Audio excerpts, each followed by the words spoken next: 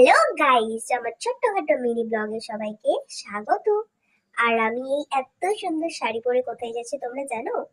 সেটা তো অবশ্যই বলবো। একটু দাঁড়াও দাঁড়াও, আগে দেখো আমাকে কত সুন্দর লাগছে। আচ্ছা, আমার শাড়িটা আমাকে একটা মামি পরিয়ে দিয়েছে, ঠিক আছে? সো আমার শাড়ি পরাটা আজকে খুব ভালো লেগেছে। আর তোমাদের কেমন লাগছে আমাকে একটু অবশ্যই কমেন্ট করে জানিও। আর এই দেখো আমার ছোট্টখাট্ট সখীগণ গুলো চলে এসেছে। সব থেকে আমার বড় সখীগণ এই দেখো। যাই হোক, এবারটা হচ্ছে আমি গিফট নিয়ে নিয়েছি।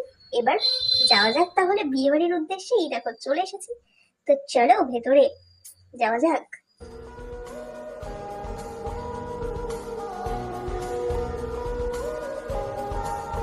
সো এসে একেবারে বান্ধবীর হাতে গিফটটা দিয়ে দিলাম। আর বান্ধবীকে খুব কিউট লাগছিল দেখতে, তাই একটু ছবি টবি তুলে দিলাম। তারপরে একটু বেরিয়ে পকোড়া খেয়ে নিলাম আমরা সব বোনগুলো মিলে। বোন আমাকে সেই তখন থেকে আমি ডেকেই যাচ্ছে, ওরা খেতেই ব্যস্ত। আস্তে খা রে বোন আমার, আস্তে খা। যাই হোক, আমরা হচ্ছে খাওয়ার উদ্দেশ্যে যাচ্ছি। আর এখানে দেখেছো কত বক্স এনেছে।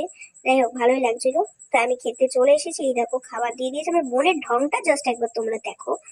যাই হোক, আমি হচ্ছে খেয়ে দিয়ে নিই, ঠিক আছে? এত বকবক করা যাবে না খাওয়া দাওয়ার সময়।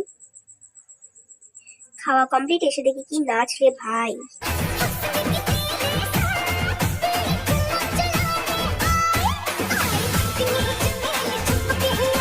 নাচ দেখা কমপ্লিট, বিয়ে খাওয়া কমপ্লিট, আমি বাড়ি চলে এসেছি। এবার আমাকে ফ্রেশ হতে হবে। এত সুন্দর সাজটা আমার খুলতেও ভালো লাগছিল না, তো যাই হোক খুলতে তো হবে, কিছু করার নেই। কিন্তু চুলটা খুলে আমাকে যেন আরো বেশি সুন্দরী লাগছিল।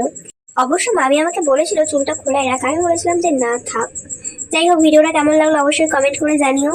তো চলো, টাটা। बाहों पे राहों पनाहों पे